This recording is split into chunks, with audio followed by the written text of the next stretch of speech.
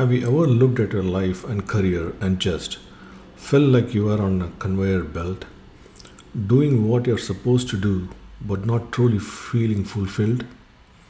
That feeling exactly what led me to this book, The Pathless Path by Paul Millard.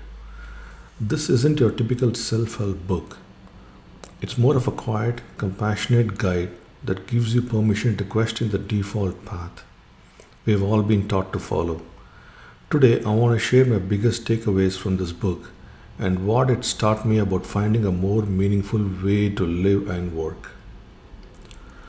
So, what is the default path?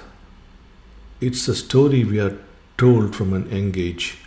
Get good grades, go to a good college, get a stable job, climb the corporate ladder, and maybe one day you'll be happy and successful. It's a clear, well lit path that promises security and certainty, and for a lot of people it works. But for many others, it leads to what Paul Millard calls the misery tax, the hidden cost of a stable job you don't love. It's the feeling of trading your time and energy for a paycheck year after year, hoping that one day things will change. It's a path built on the assumption that a career is a ladder to be climbed rather than a garden to be cultivated.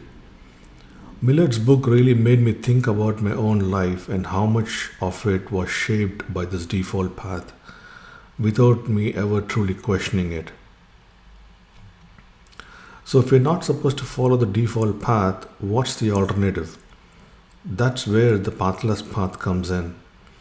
It's not a new pre made path to follow, it's a mindset. It's about letting go of the need for a clear, predictable destination and instead focusing on the journey itself. Millard encourages us to embrace three key ideas. Number one, cultivate curiosity over a career. Instead of asking, what should my job title be? We should be asking, what am I curious about? What problems do I want to solve? Number two, focus on contribution. He urges that a truly meaningful life isn't about accumulating titles or money, but about contributing your unique skills and passion to the world in a way that feels authentic to you. Number three, embrace uncertainty. This is probably the hardest part. The default path promises certainty. The pathless path asks you to get comfortable with not knowing exactly what's next, trusting that if you stay curious and keep experimenting, you'll find your way. So, my personal takeaway has been this book was a huge wake up call for me. I've always been someone who likes to have a plan, a 5-year goal, a clear picture of the future. But the pathless path made me realize that trying to force my life into a predefined box was causing more stress than joy. So, reading this book gave me the courage to start my own experiments. It's not about making a dramatic overnight change, but about taking small steps to align my life with my true interests. For me, that meant starting this channel and putting more energy into projects I care about, even if they don't fit into a traditional career box. It's a powerful idea that the most important journey isn't a race to the finish line, but an ongoing exploration of what makes you feel alive.